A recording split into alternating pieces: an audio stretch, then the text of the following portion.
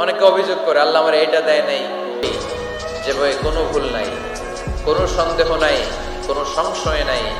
মুত্তাকিনদের জন্য এই বইটারে হেদায়েতের কিতাব করে পাঠালো কে? আবার আল্লাহ বলেন কিতাবুন আনজালনাহু ইলাইকা লিতুখরিজান নাসা মিনাজ-যুলুমাতি ইলান-নূর। নবী হে, এই কিতাবকে আমি নাজিল করেছি অন্ধকারাচ্ছন্ন মানুষগুলোকে আলোর পথ দেখাতে, বামপন্থী গুলারে ডানপন্থী বানাতে, জাহান্নামী গুলারে জান্নাতি বানাতে। এই কিতাব যদি কেউ পড়ে সে মানুষের মতো মানুষ হয়। ওই মানুষ কখনো অন্যায় করে না। এই কিতাব যে পড়ে এবং মানে, এই কিতাবের শিক্ষাকে যে নিজের মধ্যে ধারণ করে, সে কখনো মিথ্যা বলে না, মা বাবার সাথে বেয়াদবি করে না। ওই আলোকিত মানুষটা কখনো টেন্ডারবাজি করে না, চাঁদাবাজি করে না, দুর্নীতিতে চ্যাম্পিয়ন হয় না, ক্যাসিনো ব্যবসায় নামে না। এই কোরআন যারা বুকে ধারণ করে এরা কোনোদিন পেঁয়াজের দাম বাড়ায় না। জোরে বলেন ঠিক কিনা?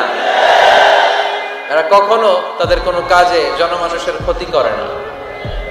এরা সব সময় কল্যাণের পক্ষে, এরা মানবতার পক্ষে।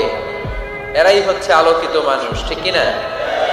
মানুষ হওয়া পৃথিবীতে বড় কঠিন। খালি চোখে যা দেখেন এগুলো মানুষ না, এগুলো জনসংখ্যা। এগুলো কি? এজন্য বলা হয় বাড়ছে জনসংখ্যা, কমছে মানুষ।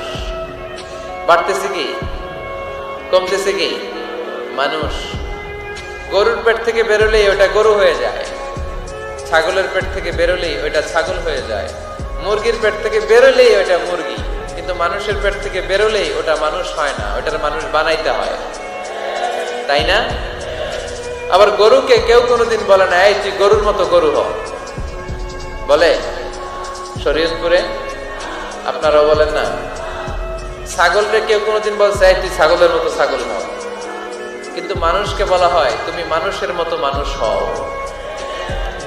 কোরআন পড়লে মানুষের মতো মানুষ হওয়া যায়, ঠিক কিনা?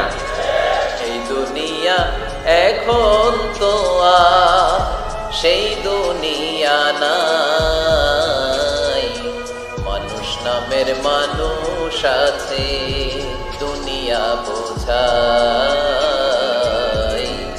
সেই মানুষের ভিড়ে আমার আসল মানুষ নাই, ঠিক কিনা? আসল মানুষের বড় অভাব। মানুষের মতো মানুষ খুঁজে পাওয়া দুষ্কর। এই কোরআন এসেছে আমাদেরকে মানুষের মতো মানুষ বানাতে। এজন্য এই কোরআন থেকে শুনলে লাভ না লস? কোরআনের সাথে আমাদের সম্পর্ক বাড়াতে হবে।